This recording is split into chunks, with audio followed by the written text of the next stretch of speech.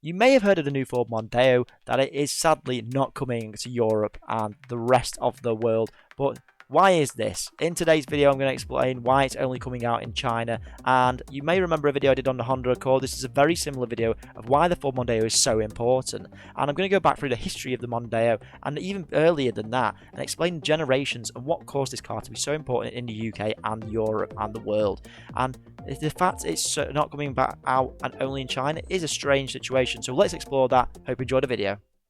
So to really begin this video, we have to go back to the 1980s, where Ford were creating the Ford Granada as well as the Ford Sierra at sort of the similar times.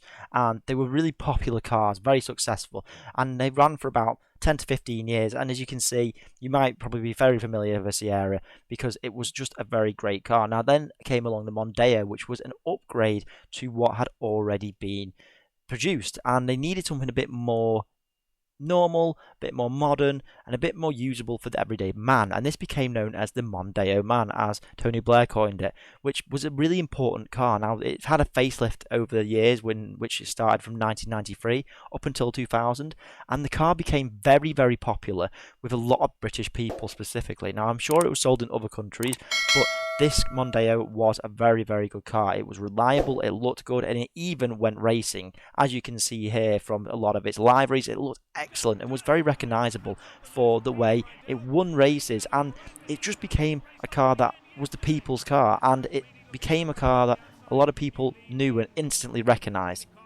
As the generations wore on, we got the second generation, and this is obviously noticeably fatter and a car that wasn't as appealing as the first one, but they did make an ST220 and it looked excellent, and that was quite a rare form of car. Now it's had a similar predecessor with the chassis and suspension, but it had the interior from a Volkswagen Passat. Now that was a bit odd, but underneath it, it was still a great Mondeo, and a lot of people still loved it, and this car sold very well.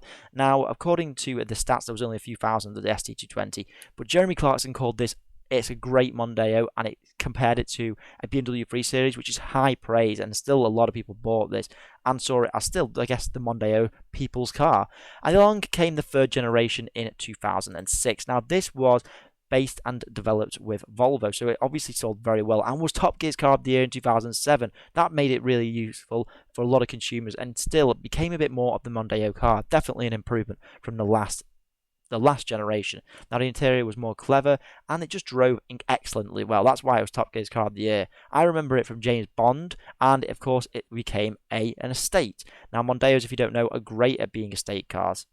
Moving on to the fourth generation we had in 2012. Now, this became a bit more of a company car, I think, but it still looked excellent. Now, the car itself was very clever, and they made great changes to the car. I don't think it was as good as the third generation, but it definitely made headways, and it still sold really well for what it did at the time. But at this time, you've got to remember that other cars were coming out. Mercedes, BMW, Audi were making really excellent cars, even Volkswagen to Vauxhall. So Mondeo sales dipped quite heavily, as you can see here. With the new generations, and they did have quite a lot going for it, it just still didn't sell as well as they'd hoped. Don't forget to subscribe to weekly and interesting car content.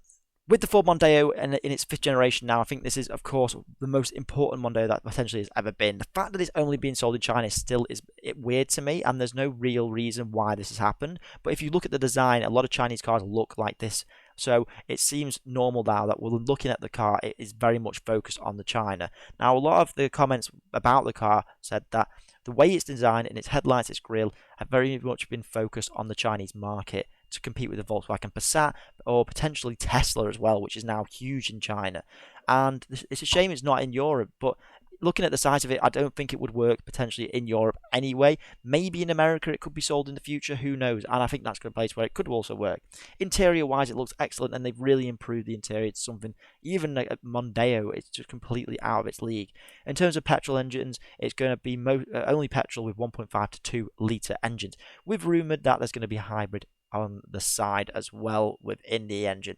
Now, when I look at it, I think it looks great, but it looks similar to Kia's now, which is still odd to me, and I don't think it really fits in with the 4 previous generations beforehand. Not to say it's going to be a bad car, but you've got to remember that it's competing with big companies such as Mercedes to Tesla to Volkswagen and Passat, which is its main rival. So it has to compete in those areas with price and looks.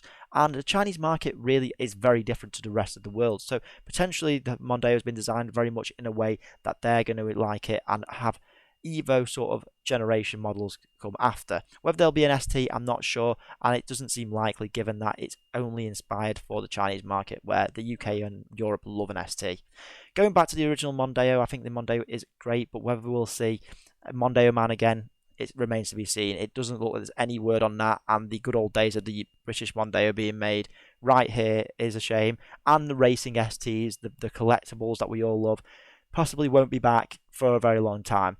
But with its competitors looking like Volkswagen and Audi, these are cars that are super important for them anyway, so maybe they're just going very, very all in for the Chinese market. I hope you've enjoyed this video on the Ford Mondeo 2022 and why it's not being sold in Europe and America and the rest of the world. Don't forget to subscribe. I'm Cars with Ben.